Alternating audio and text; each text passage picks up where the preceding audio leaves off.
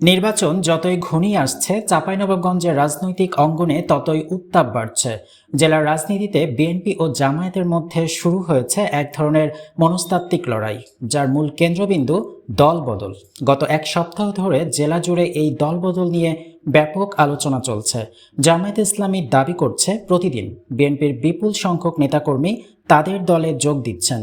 তাদের ভাষ্য অনুযায়ী শিবগঞ্জ ও ভোলারহাট সহ বিভিন্ন এলাকায় একাধিক দফায় দফায় যোগদান করছে।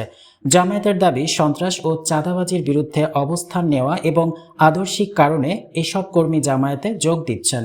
তবে যোগদানকারীদের বেশিরভাগই কর্মী পর্যায়ের বলে জানানো হয়েছে।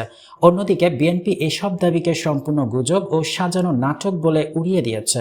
বিএনপির নেতাদের অভিযোগ, নির্বাচনে সুবিধা করতে না পেরে জামায়াত নিজেদের কর্মীদের দিয়ে যোগদানের নাটক সাজিয়ে প্রচার চালাচ্ছে।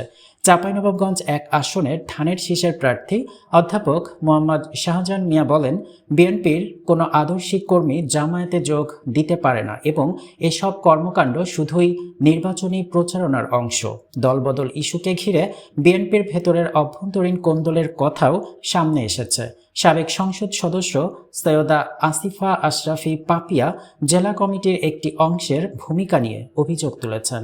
তবে ইউনিয়ন পর্যায়ের বিএনপি নেতারা বলছেন, যারা জামায়াতে যোগ দিচ্ছেন তারা অনেক আগেই দল থেকে বহিষ্কৃত ছিলেন।